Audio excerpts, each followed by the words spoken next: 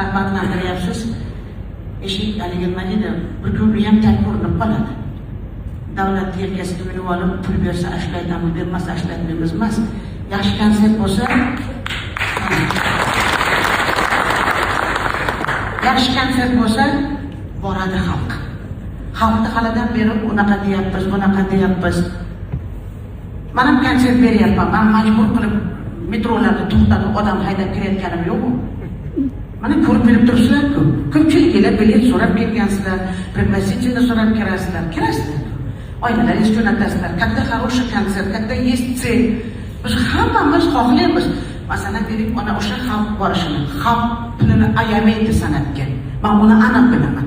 Xalqimizcha meni yomon ko'rganligini ham bor, yaxshi men odamni deb qolganini hammasi aytamayman. To'g'ri aytadigan bo'lsam, farosati ancha o'sgan hozir xalqimiz. Oldingidaqa ko'rko'ralar bormaydi, u boshqa masala. Hozir biz hammamiz nima deydi, san'atkorlar nima bo'lishimizdan qat'iy nazar o'sha ustoz shogird an'anasida baland parvoz aytilgani aslida yoshlar ham keladi, mana sizga o'shanga ham aytib qo'yish kerak, bilishingiz kerak. Ustozlar ham bermaydi emas, beradi endi buni so'rasa. Siz duo bering, men ertaga to'yga chiqib ketyapman.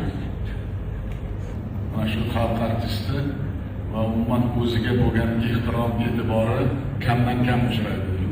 Shuning uchun men har safar yangi ijodlar, yangi mana o'zingiz aytganingizdek menga kelmaydi degan hech kim kelmaydi agar mehnat qilmasa. Ijodga keladi.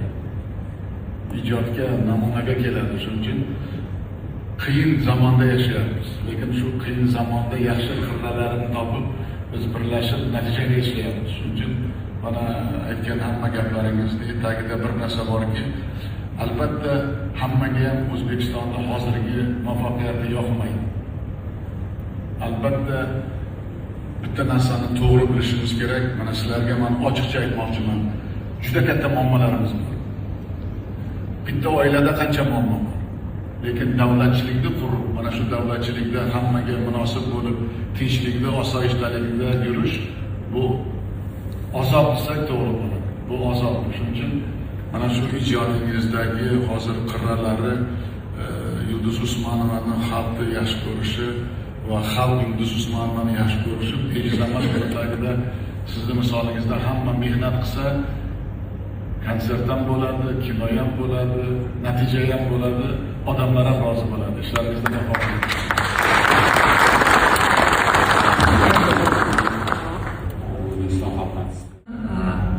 San'at turlarining orasida eng yengili deb hisoblanadi, unga shunaqa qaraladi.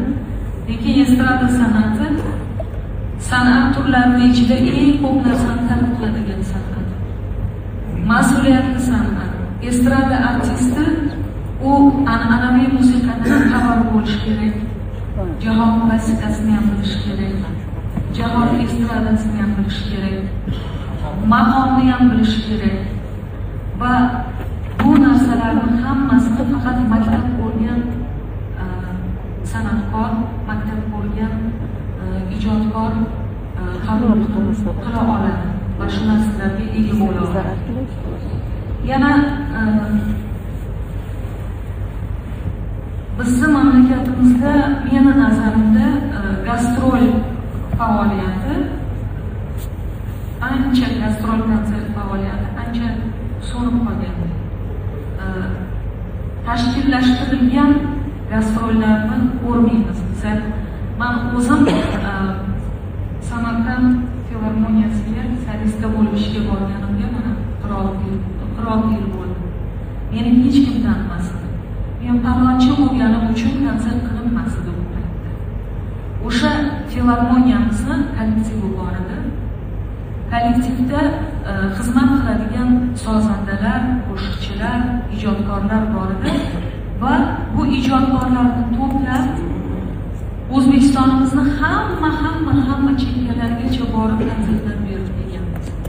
Aylanardik. Har yillik gastrol plani bo'lardi. Va bu narsa tashkillashtirilib, markazlashtirilib olib boriladigan ish edi. Kim bilan gaplashib, keling sizni konsertingizni qilib beraman. Konsert bo'lganda ham restoranda konsert qilib beraman. Hozir shunaqa bo'lyapti konsertlar. konsert zallariga odamlar to'lib kelishardi o'shanga qaramasdan. Kim bor ekan? Yangi ijodkorlar, yangi qo'shiqchilar, san'atkorlardan kimlar chiqdi deb odamlar qiziqib kelardi.